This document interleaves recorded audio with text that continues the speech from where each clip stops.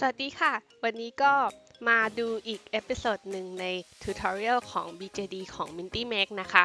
วันนี้ก็จะมาเย็บกางเกงให้น้องฟิลิปกันค่ะ อย่างแรกที่เรามาทำนะคะ เราจะ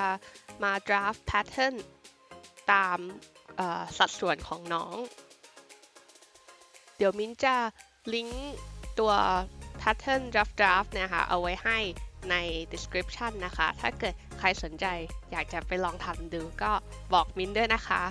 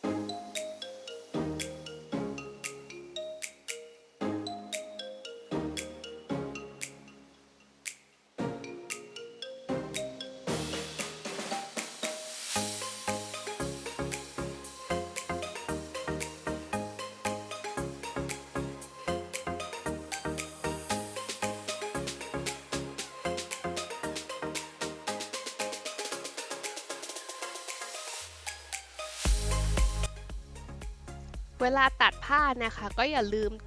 ทิ้งพื้นที่เอาไว้ที่กว้างกว่าแพทเทิร์นเราประมาณ1 เซนนะคะเพื่อที่จะได้ให้ชิ้นส่วนพวกนี้มีที่ให้ยึดกันคือถ้าเกิดตรงนี้มันเยอะไปเนี่ยก็ไม่มีปัญหาเพราะเรามาตัดออกที่หลังได้ตอนแรกนะคะมินจะใช้กรรไกรปกติเนี่ยค่ะเป็นกรรไกรสำหรับตัดผ้าโดยเฉพาะนะคะเพื่อที่จะตัดแล้วพอเวลาเย็บเข้าด้วยกันเนี่ยเพื่อที่จะเก็บไม่ให้ผ้ามันลุ่ยนะคะจะใช้เป็นกรรไกรซิกแซกเพื่อที่จะช่วยได้ตัวนี้หรือบางคนถ้าเกิดชอบจะเย็บตะเข็บเข้าข้างในก็ได้แต่มิ้นขี้เกียจเกินไปที่จะมานั่งเย็บตะเข็บให้เสื้อผ้าตุ๊กตาเสื้อผ้าตัวเองก็ถ้าเกิดซิกแซกอยู่ก็ซิกแซกไปอะค่ะ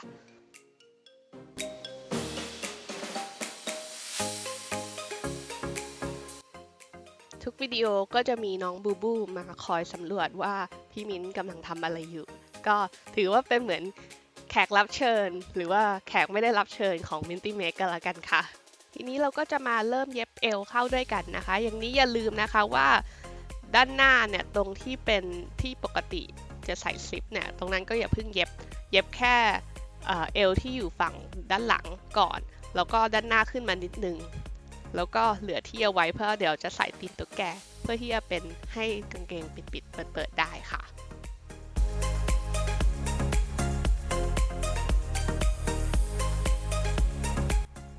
แล้วก็มาเย็บตรงปลายขากางเกงนะคะเหตุผลที่ทำอันนี้ก่อนที่จะเย็บขากางเกงเนี่ยเพราะว่าตรงนี้มันจะเย็บเป็นเส้นตรงมันจะเย็บง่ายแล้วก็เย็บทีเดียวเลยเพราะว่ามันเป็นขากางเกงแล้วเนี่ยมันจะเล็กแล้วก็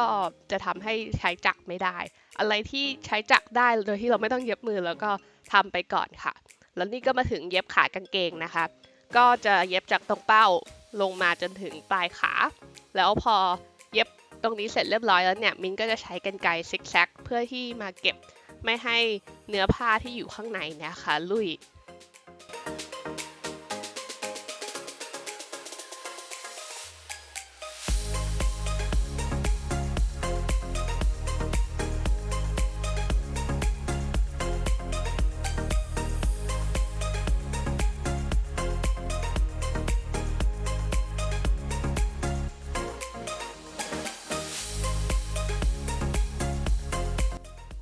ส่วนตัวขอบกางเกงนะคะก็ทำให้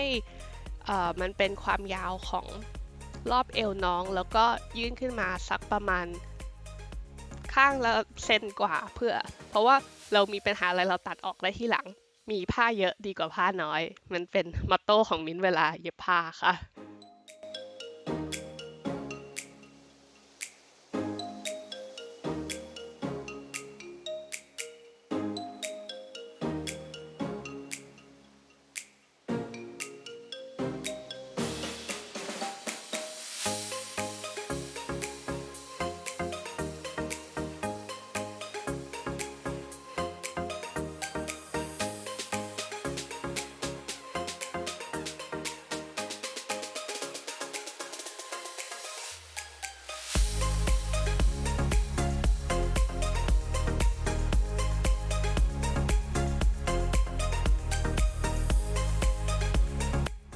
มาถึง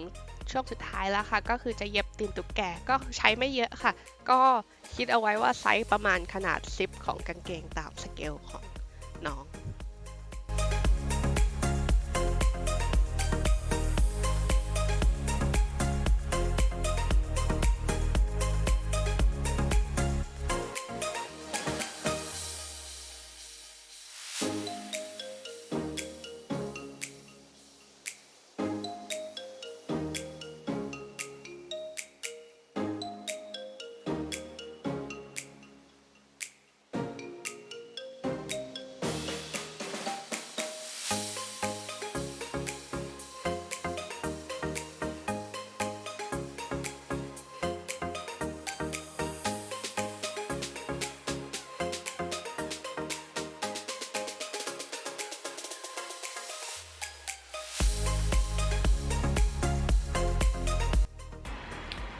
แล้วก็ดูวิธีการเย็บกางเกงไปแล้วนะคะ ถ้าเกิดมีความคิดเห็นอะไรก็สามารถเขียนไว้ในคอมเมนต์ด้านใต้ได้เลยค่ะ เดี๋ยวมิ้นจะเอาแพทเทิร์นของ